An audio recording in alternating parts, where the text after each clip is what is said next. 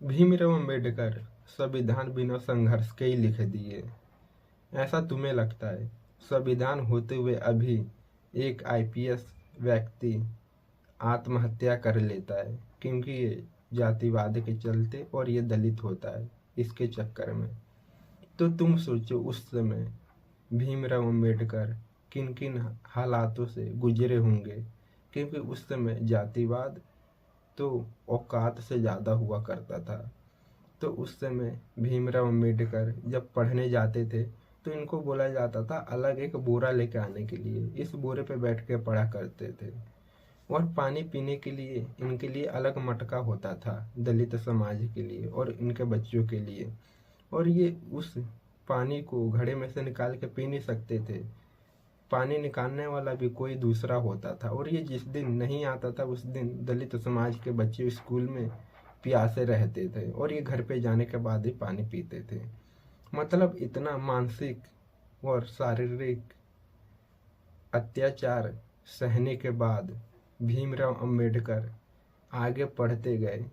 और जब इन्हें पता चला कि पढ़ने के बाद मैं अपने देश की और इस समाज की स्थिति को सुधार सकता हूँ, तो ये और ज़्यादा पढ़ते गए कि मेरे साथ पढ़ने के बाद ऐसा हो रहा है, जो नहीं पढ़े लिखे दलित समाज के बच्चे और व्यक्ति तो इनके साथ कितना अत्याचार करेंगे ये। और हजारों साल पहले से अत्याचार होते आ रहा है, मतलब एक ये परंपरा बन गई दलित समाज को सताने की। और इस परंपरा को भीमराव अंबेडकर अपने शिक्षित होकर तोड़ देते हैं। लेकिन इन अभी भी जातिवाद संविधान को होने के बाद भी इतने बड़े देश में छोटे छोटे गांवों में होते हैं। लेकिन भीमराव अंबेडकर के संविधान एक दिन ये ख़त्म कर देगा जब ये शिक्षित हो जाएंगे व्यक्ति। और भीमराव अंबेडकर को लगा जब मैं पढ़ लिया, मेरे पे इतनी डिग्री आ गई, तब लोग मेरे पास आकर बैठेंगे और जातिवाद मेरे लिए ख़त्म हो जाएगा। तो ये इनका एक भ्रम था। इतनी डिग्री आने के बाद भी लोग इनके साथ जातिवाद करते थे। तो अब सोचो अभी के समय में एक आईपीएस व्यक्ति के साथ दलित था, इसके साथ जातिवाद करा गया और ये अपने आप को आत्महत्या के हवाले कर दिया।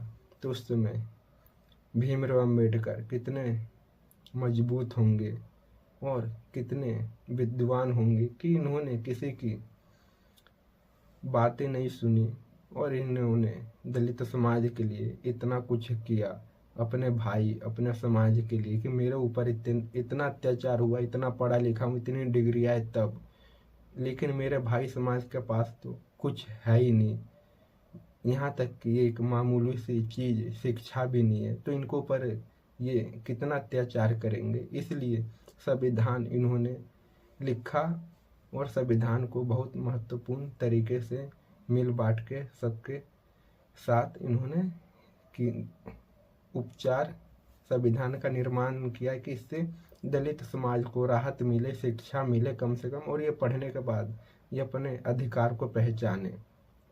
और तुम्हें लगता है भीमराव अंबेडकर जो कि बिना संघर्ष के ये संविधान लिख दिए, भीमराव अंबेडकर ने संविधान निर्माण किया, ये दलित हैं इसलिए भारत में इतनी कम इनकी ऊंची जाति वाले इज्जत करते हैं, लेकिन जो दलित समाज है ये इनकी पूजा करते हैं, क्योंकि दलित समाज को पता है अगर डॉक्टर भीमराव अंबेडकर ये काम नहीं करते तो आज भारत में इनकी हालत कैसे होती।